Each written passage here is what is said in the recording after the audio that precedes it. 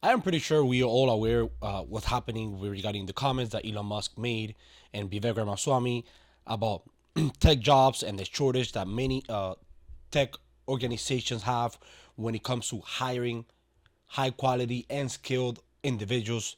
And according to them, that's why they resort to hiring overseas. And as a person who's in the tech industry, although to a certain extent I can understand and I can sort of agree, but I think the answer it's sort of a mix, a sort of mix, because I have been in many positions. I'm in the cybersecurity field. I've been in tech for more than 12 years, and I have noticed in some positions where sometimes you're trying to hire for a position, and the salaries that the people are requesting can be really wild. Like I'm gonna give, for example, an example that we had. We were trying to hire for a security engineering position, and it was crazy the money that we were offering for the position, and we couldn't find anyone.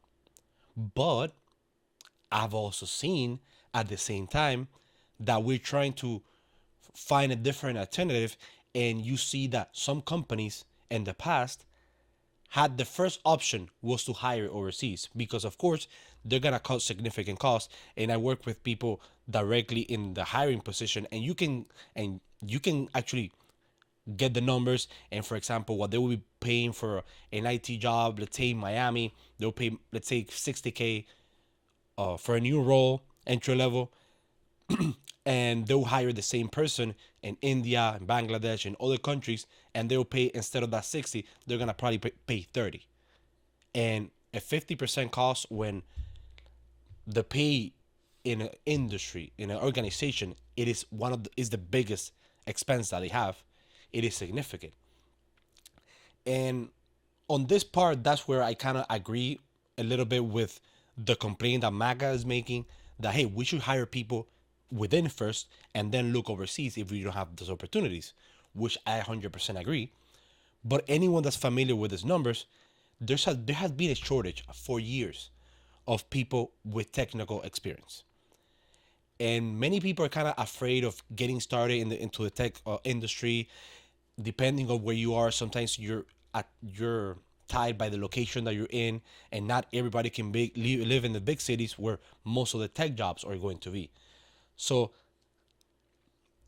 and but the part that I'm seeing that is also unfair, I have also known people that they train the people that was going to replace them.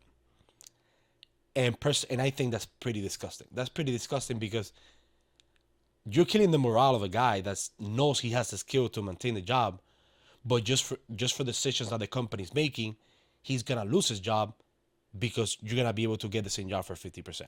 And that is in the part that I'm kind of agreeing with, being slightly more protectionist in a way. But it's also important that we do have the skills. The same way I am against DEI to hire people that are not qualified per position, I am also against hiring people just because you're American doesn't mean you're gonna qualify for the position. So there has to be a balance, a balance. That way you can get the best people, but you're not sacrificing the opportunities, the people that might have the opportunities here in the States. The second part of this video, it's I saw this video from PVD, Patrick Bet David, and I think it made a lot of sense, especially when this nonsense started going on. And he mentioned that he had a feeling that the left was going to start attacking Donald Trump and Elon to try to create a divide. And this is all normal in politics, normally in division. The same way China has the interest that the US remains divided, because one to one, he cannot really compete with the US. What you do is you just throw a wrench. You throw a wrench in the system. You try to incite chaos. You want things not to work well. The same way, and a different optic. When the Democrats lose, they want to make sure that the Republicans look bad. That way they get elected again. And as the 2024 election was very significant, how Trump won, they're trying to complicate things. And even though the comments that both are making, I'm kind of agreeing. I think am seeing people that they don't work in tech making comments, and I'm like, man, you don't really know also the salaries, the requests that people have for salaries, and other multiple issues. Hiring is difficult. Sometimes you get people with a wonderful resume, and it's not what it is. You can have all the schools, the names, and then when you start popping just basic questions about how to handle certain issues, how to handle certain requests, you can see some people are definitely lost. And I think this comes back to the schools, that the schools are focusing on sometimes teaching the specific material, but not necessarily preparing the person for the real world, which is how do you are gonna approach these issues, how you gonna resolve this kind of problems.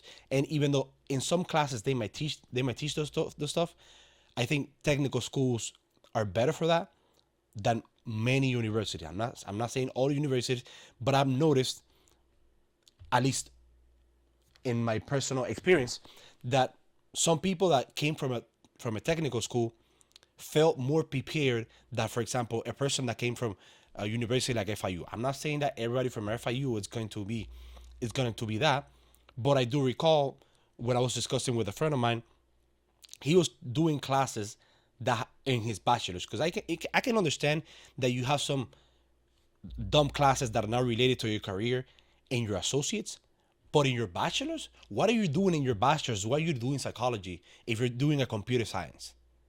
Yes, to a certain extent, yes, psychology can help in any way, but for the 99% of your job, psychology is not going to help you how to resolve a problem, how to fix the computer, how to program, and also how to sell yourself in those interviews, because I think that's the issue that most people struggle.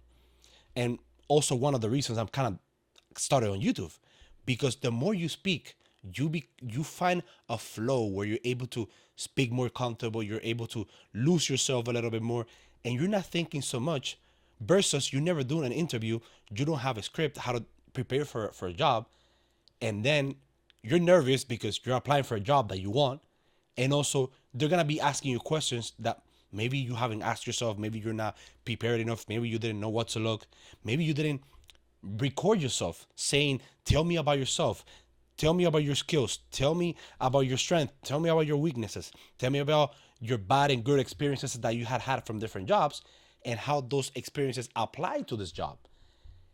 And I think it's a combination of all those things. The combinations of some companies are just trying to cut cost.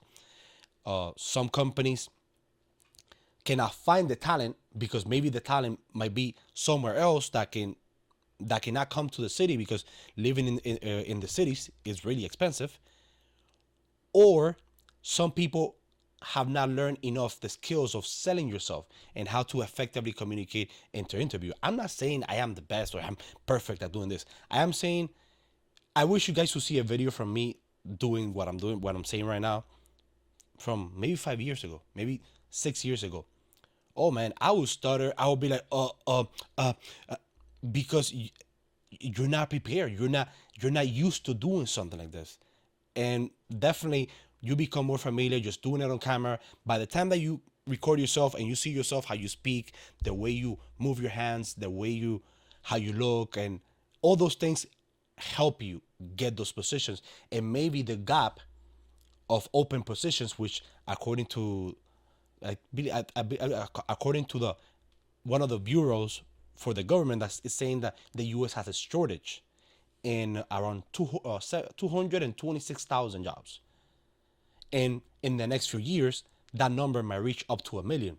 Maybe, possibly, not sure. I do recall a while back in 2013, I recall that number used to be around 700,000. So I think we're definitely doing some catch up, but to a certain extent, we're hiring overseas and we're not actually able to see the real number.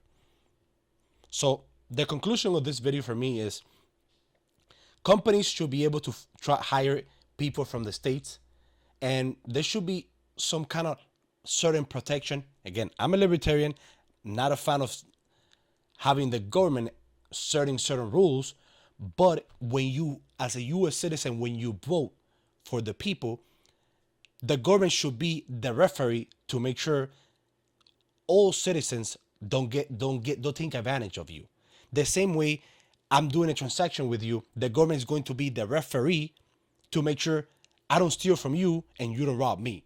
So it's an in between, and I think it's against the employee if you make it easy for companies to go overseas instead of hiring internally just to save costs. Even though yes, running an organization can be extremely difficult, and sometimes you might not have the jobs, or maybe the salary might not be there, because I run into this issue personally where as a cybersecurity engineer sometimes you might see people offering you, let's say, 60K, but you also see other companies for a computer technician or entry level help desk paying 50, 60.